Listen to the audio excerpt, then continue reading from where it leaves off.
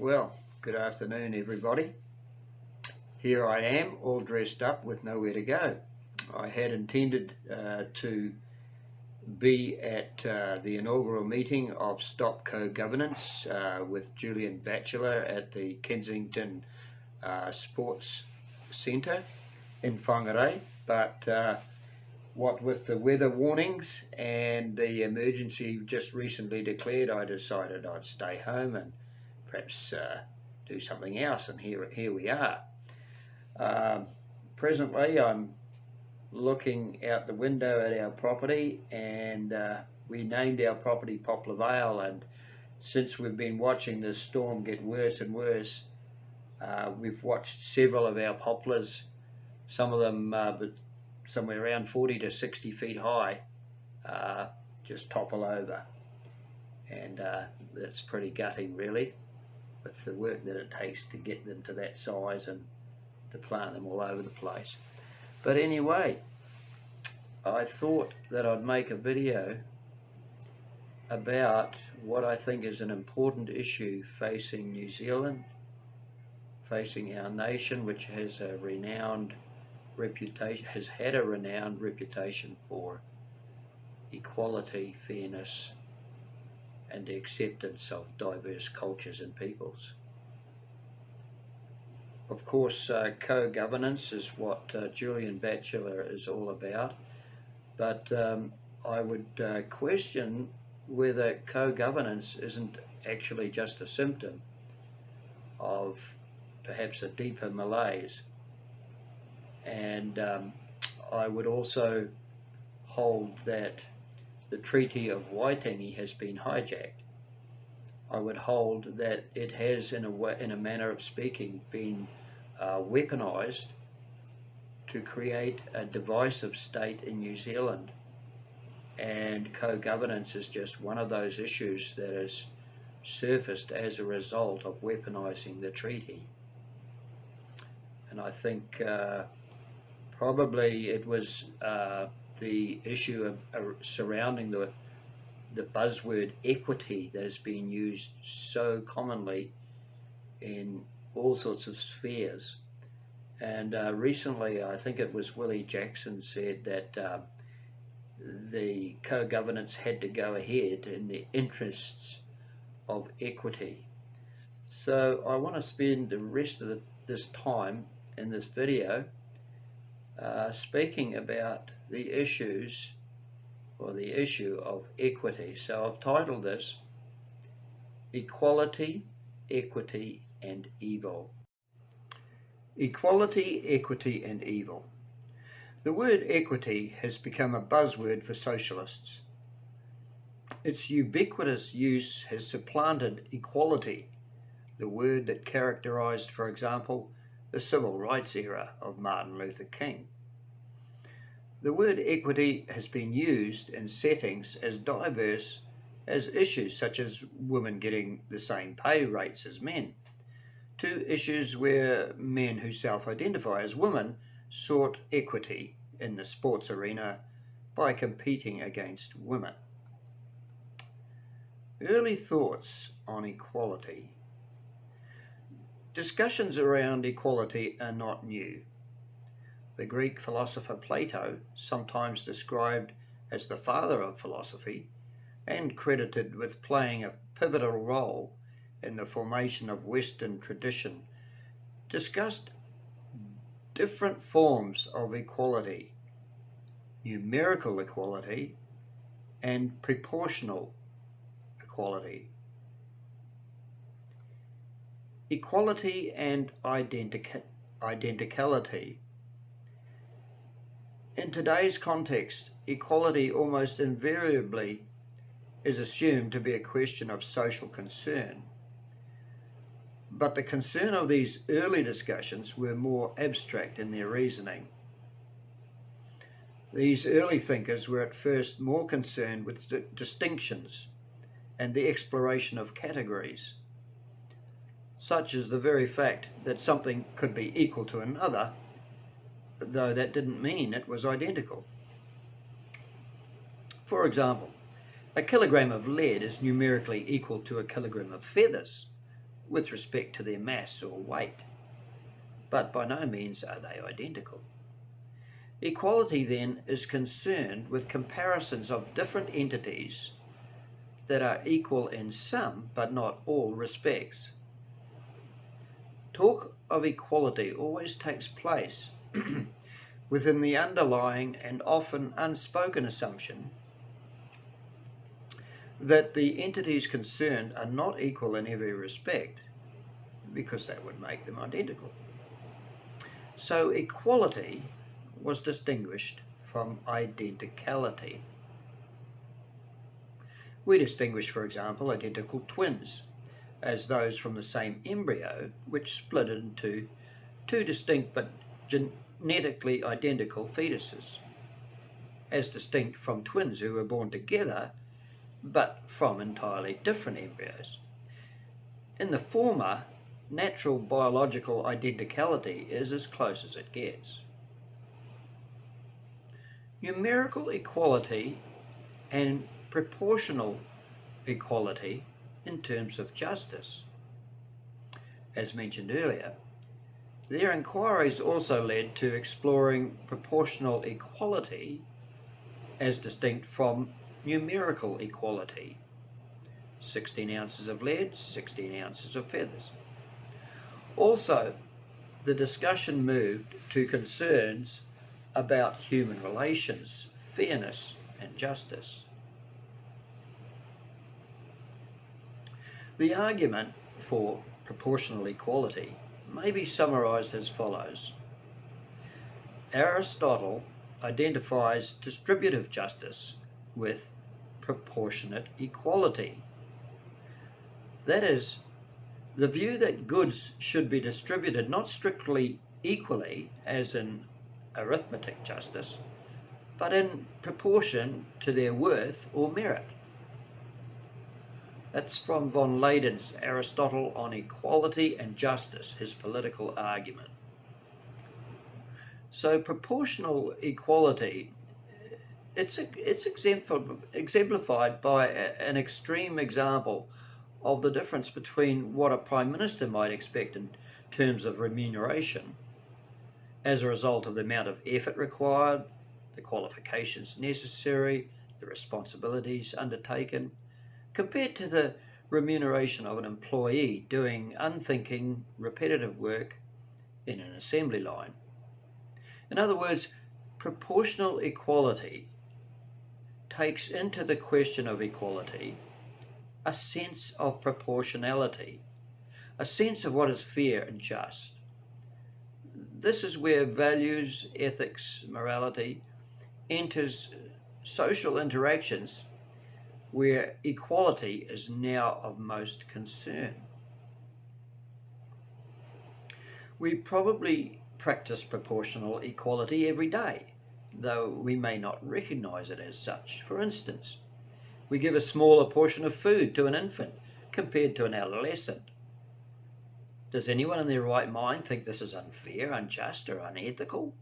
Similarly, we put an infant to bed earlier than an adolescent, if we even get that option.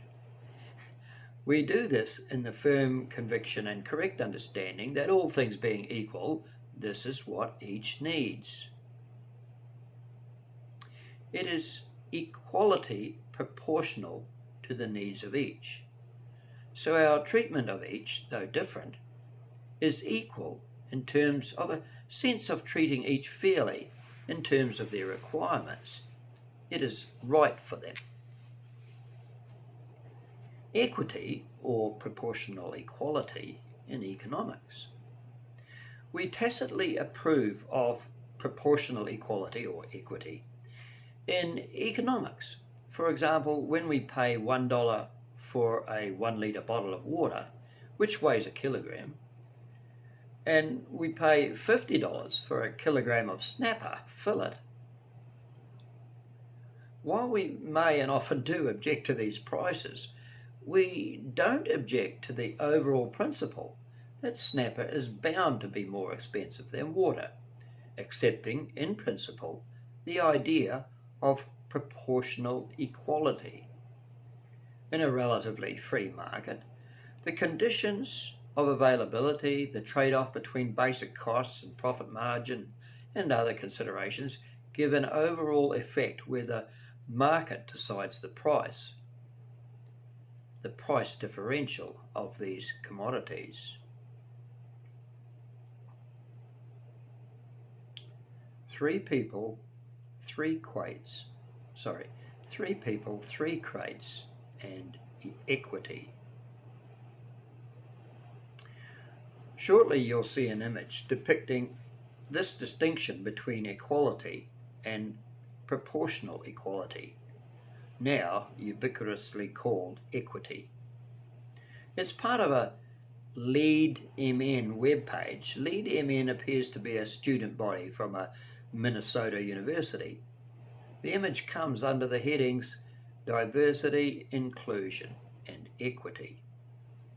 From the page featuring this image is this, and I quote, "The picture illustrates equality is about everyone getting the same thing. Equity is about fit and ensuring people get what they need to be successful and what is best for them. Imagine if everyone in a classroom was given a pair of shoes. That would be an example of equality because everyone got the same exact thing. The reality is we all do not have the same size feet. So if everyone was given size 6 shoes, the likelihood that those shoes would fit everyone is very slim. Equity would be everyone getting shoes that fit them in their specific size. Just as everyone has a different shoe size, we all start off in different places in our lives and have different experiences. At LeadMN, we understand that many of our students do not have the same access and opportunities to education. That is why we're committed to addressing the opportunity gap in education and the systemic barriers that prevent students of colour and other historically marginalised backgrounds from succeeding." From each, according to his ability, to each, according to his need. Many will recognise that famous saying. It encapsulates in essence the principle of equity or proportional equality. It was the father of socialism and communism, Karl Marx, who coined that phrase. But perhaps people have not made the connection with his idea and the image that you will see shortly concerning equity. Marx was inspired by events following the Industrial Revolution, the age of manufacture by machinery, and subsequent conditions that the working class had to endure. Young children working 12-hour days, people working long hours under unhealthy conditions to feed the family and pay rent which was also controlled by the ruling classes. There's no doubt that people were exploited, and there was little that could be done when the ruling classes held all the cards, such as political power, finance, and networks among the corridors of power. Marxist thought helped to radicalise the working class, the proletariat, and to eventually overthrow the bourgeoisie, the wealthy landed gentry or aristocracy.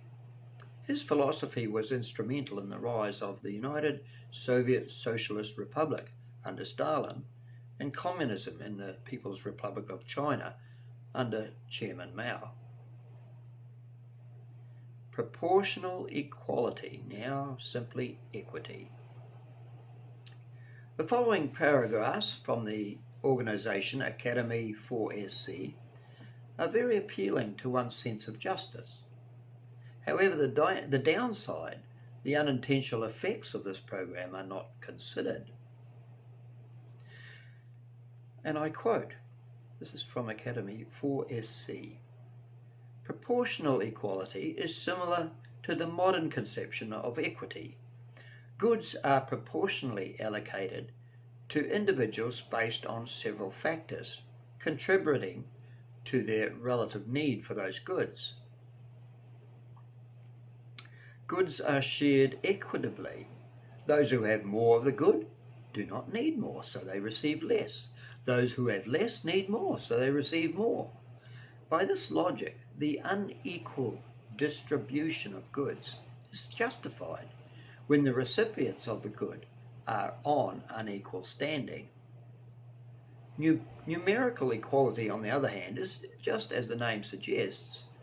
Goods are distributed in equal numbers to all individuals. Numerical equality does not consider the relative need of the recipients of the goods. It simply distributes the same amount of goods to everyone, irrespective of other factors. So what? On the surface, numerical equality is appealing.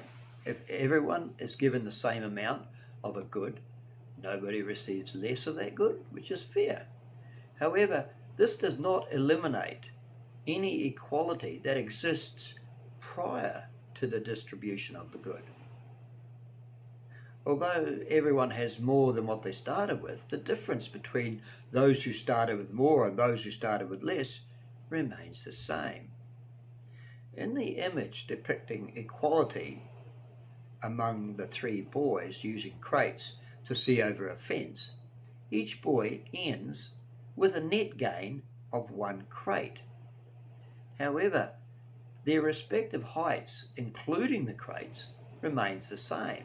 The tallest boy on his crate is still the same amount taller than the shortest boy on his crate.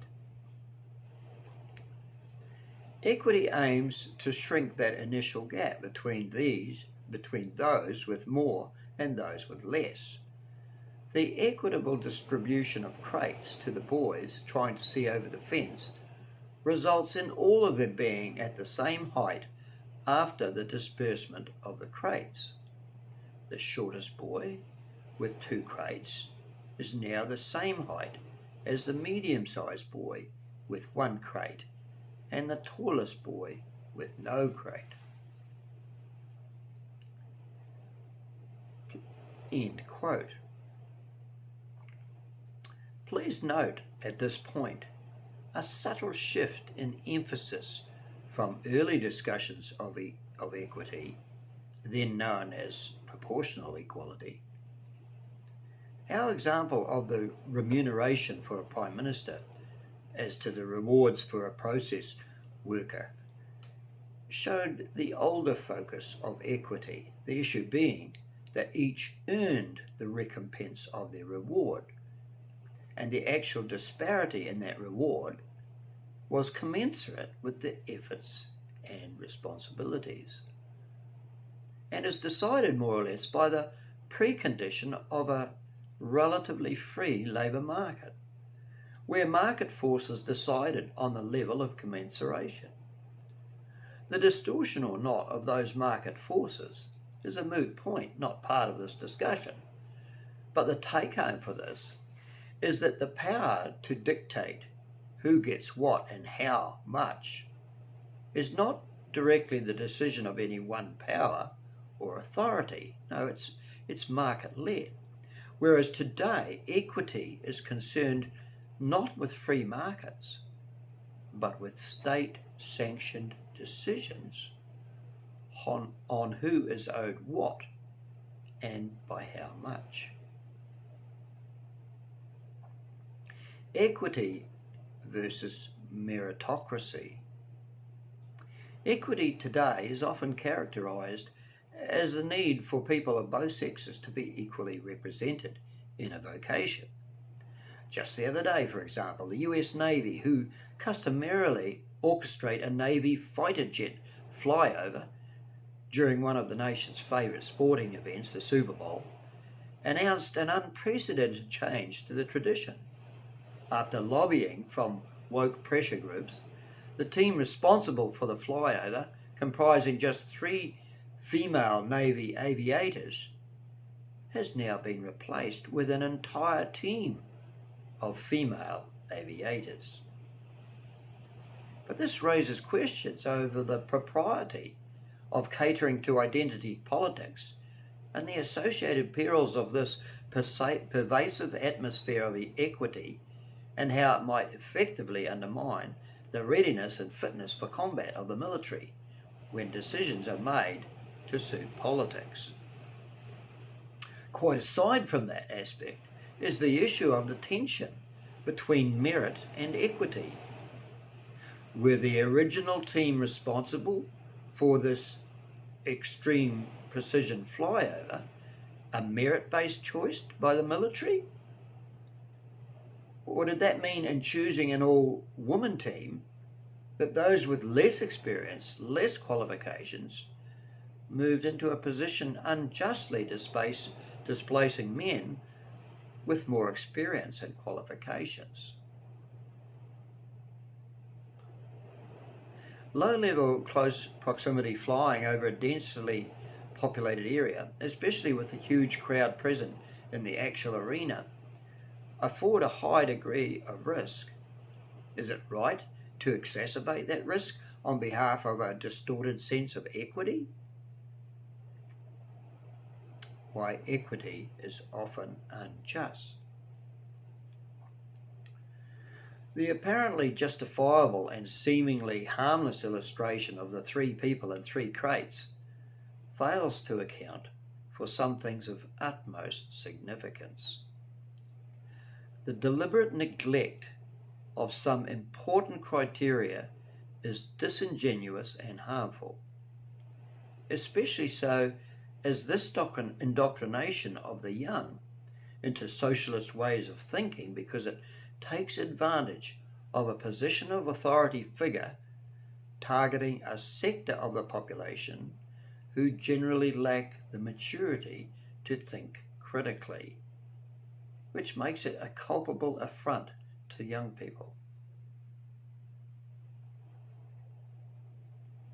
In order to get all 3 in a position, going back to the illustration of the three people and the crates, in order to get all 3 in a position where they share equally the benefits of being able to watch the game, relies on the principle of redistribution, another socialist buzzword that is a favourite ploy. While shifting resources around in disproportionate ways to realise or to enforce equality may seem perfectly fair in terms of equality of outcome, but we must not neglect some important aspects. Firstly, who owned the crates? Were they acquired in exchange for labour, goods or other services? What value were the crates? What value is ascribed to the work which made the acquisition of those crates possible? How are the rights of private property protected if the state decides to redistribute goods in order to facilitate a right to equality?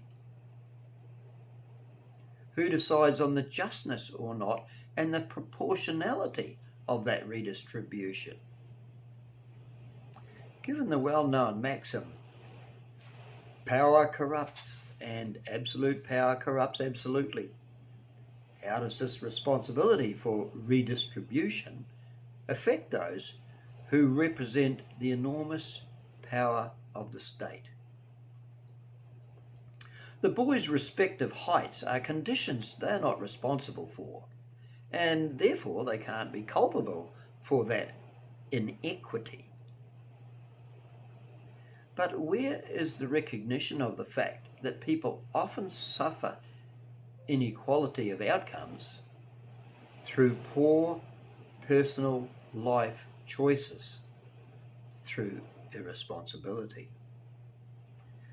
Will motivation be encouraged by giving this power to the state to force equality on all? Perhaps the tall poppy syndrome at its worst. How and who decides who gets what is fair and equitable? Does this state of affairs court the danger of favoritism and partiality distorting social balance? does state dependency increase to the point that the state must grow to handle the responsibility of those who are captivated by this thinking? Is the overall effect conducive to human flourishing and the pursuit of life, liberty, and happiness? How, in a society organised around enforcing equity, are those who are willing to sacrifice more to get into positions where they're able to exercise more choices, how are they going to be valued, recognised as more productive? How will they be accommodated? How will this affect the entrepreneur spirit, which is recognised as the wealth creator in society? Will general productivity fall when there's less incentive to be outstanding? And what about when the only incentive is to cruise along? How will this emphasis on forced outcomes of equity affect the sense of entitlement already prevalent in a younger generation? When people are forced to part with the fruit of their labours, how does this affect their willingness to give of their abundance, or how does this affect their attitude to charitable causes? When people capable of productive effort are forced to take that for which others have worked, how does that affect their sense of self? How does it affect their sense of self-worth?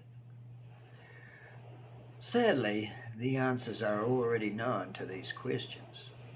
The history of nations such as the USSR, China, Venezuela, and many others are all examples where the apparently noble but misplaced idea of enforced equity, where the principle of from each according to his abilities to each according to his needs, has been practiced and found wanting. Quote, "The inherent vice of capitalism is the unequal sharing of blessings. The inherent virtue of socialism is the equal sharing of miseries." Winston Churchill. Thanks for watching. Good night.